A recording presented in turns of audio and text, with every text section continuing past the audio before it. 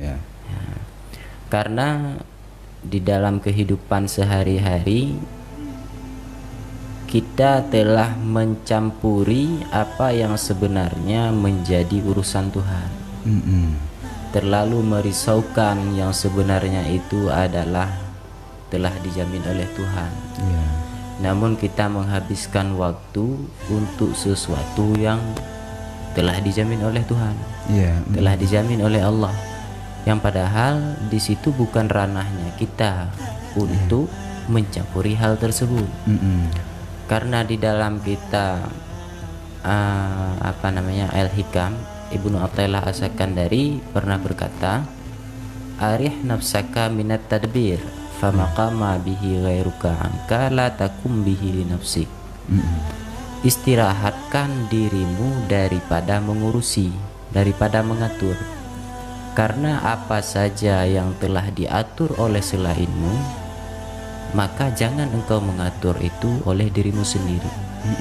Maka perlu kita ketahui sebenarnya ada hal-hal yang memang kita tidak perlu merisaukan hal tersebut, tidak perlu gelisah terhadap hal tersebut.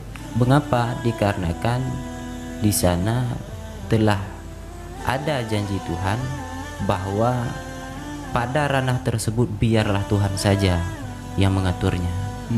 Jadi kita tidak perlu gelisah terhadap hal tersebut. Karena menurut persepsi saya, ketika kita terlalu gelisah, ketika kita terlalu terngiang-ngiang terhadap sesuatu yang dijamin oleh Tuhan, akan timbul beberapa perkara yang mungkin akan sangat berbahaya bagi kehidupan kita.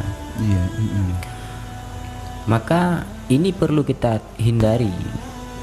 Mengapa perlu kita hindari? Agar sifat-sifat tercela ini tidak akan timbul. Mungkin nanti akan saya jelaskan beberapa sifat yang tercela yang mungkin akan timbul, yang dikarenakan kita tidak menganggap ataupun tidak menyadari bahwa hal tersebut telah diatur semua oleh Allah Subhanahu wa taala. Maka ketika kita melihat fakta di lapangan, orang-orang terlalu gelisah dan terlalu merisaukan terhadap sesuatu yang telah Allah takdirkan, yang telah Allah jamin, sehingga dengan sebab kegelisahannya itu menyebabkan lupanya dia kepada tujuan utama, yaitu Allah. Begitu. Iya.